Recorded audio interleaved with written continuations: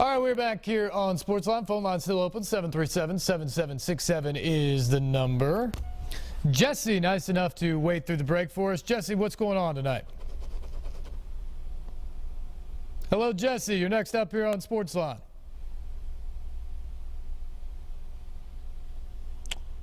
I guess we do not have Jesse. We'll put him on hold. Maybe we will get him back. In the meantime, let's move into Major League Baseball All-Star Game. The rosters announced tonight.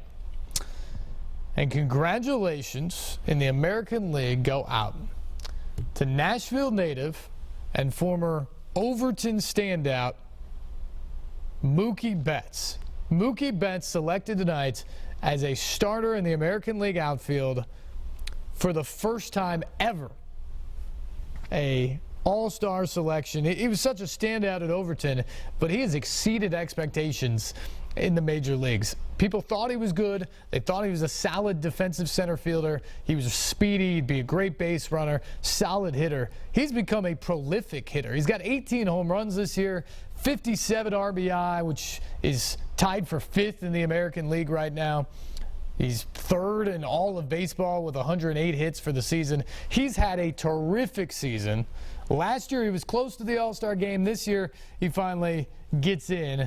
That is a great honor and going to be a lot of fun to watch next Tuesday night out in San Diego as he takes the field as an American League All-Star. And also congratulations to Franklin resident Ben Zobrist. He's in the All-Star Game for the 3rd time. He'll be the National League second baseman. He's had a great season his first year in Chicago with the Cubs. He's part of 7 Cubbies on the National League roster. It has been a fun year on the north side, and Ben Zobrist has been a big part of that. The Franklin resident headed off to the All-Star Game for the 3rd time. Jesse is back, we think. Jesse, are you there? Yes, I am there. All right, Jesse, you are on the air. Go ahead.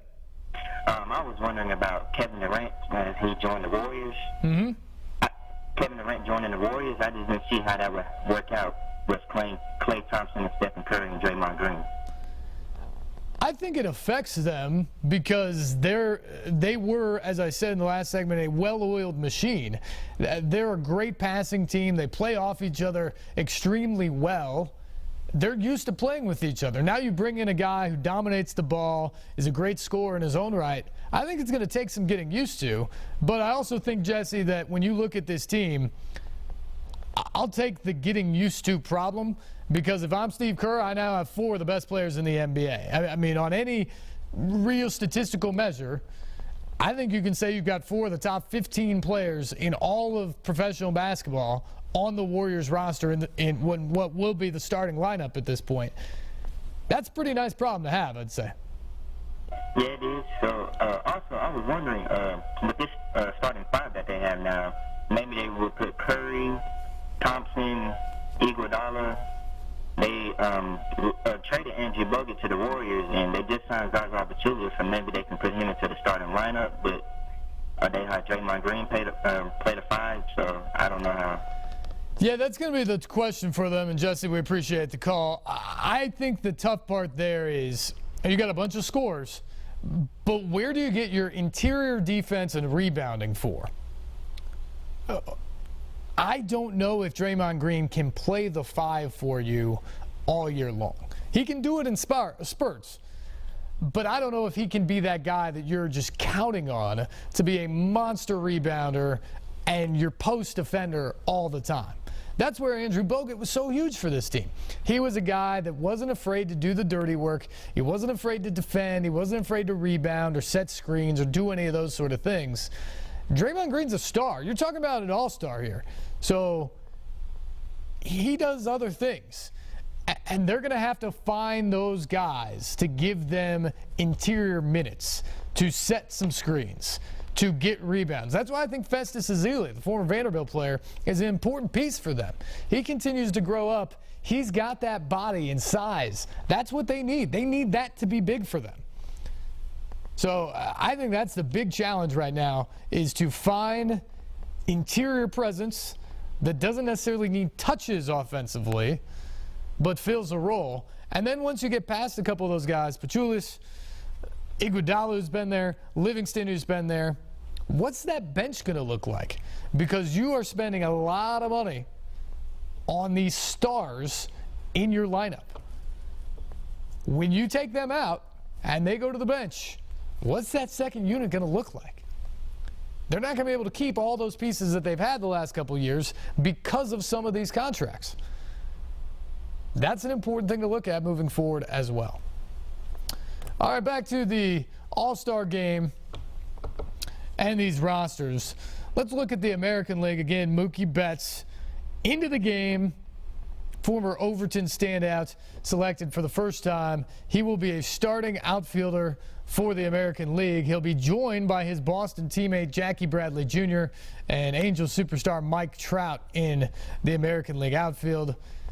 David Ortiz, Red Sox slugger, final season before he retires. He is the designated hitter as selected by the American League. And then in the infield, you got a couple of world champions in Salvi Perez and Eric Hosmer from the Royals, catcher and first baseman respectively. Jose Altuve, one of the best young players in the game, is the second baseman out of Houston. And then on the left side of the infield, another Red Sox, Xander Bogaerts. At shortstop, Manny Machado of the Orioles will play third base for the American League. The reserves on the American League team: Stephen Vogt of Oakland, Matt Wieters of Baltimore are your catchers. First baseman Miguel Cabrera of the Tigers, Robinson Cano of the Mariners. Josh Donaldson is a backup third baseman from Toronto.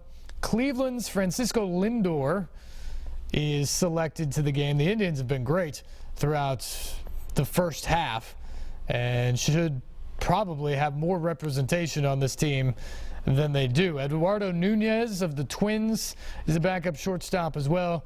The reserve outfielders: Carlos Beltran of the Yankees, Ian Desmond of the Rangers, Mark Trumbo of the Orioles, Edwin Encarnacion of the Blue Jays, also the designated hitter.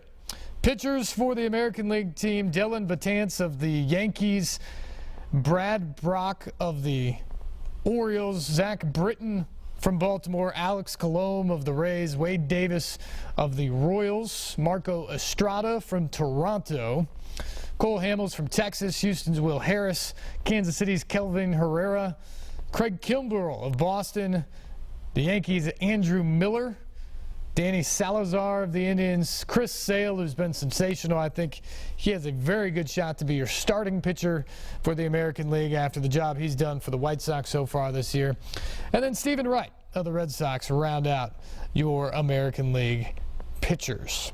Final vote candidates for that final spot: Detroit second baseman Ian Kinsler, Tampa Bay third baseman Evan Longoria, Dustin Pedroia, second baseman of the Red Sox, who's been to the All-Star Game many times before, Blue Jays outfielder Michael Saunders, and George Springer, an outfielder from the Houston Astros. Those guys are the 5 guys up for the final vote online at MLB.com to get the last All-Star spot on the American League team. It's going to be interesting. I love to see, again, Mookie Betts get in this game because he's just a great story. He's been a better player than people expected at the major league level, and what he's doing now is just sensational. He makes great defensive plays all the time, and like we said, 18 home runs, hitting right around the 300 mark, 57 RBI on the year. It's going to be fun to see Mookie represent Nashville in the All-Star Game, as Ben Zobrist will do for the National League. Time to take a break. When we come back, we'll go through the National League All-Star team as well. Possibly hear from Mike Mularkey as well here in the final few minutes on the show. So stay tuned. More SportsLine on the way after this.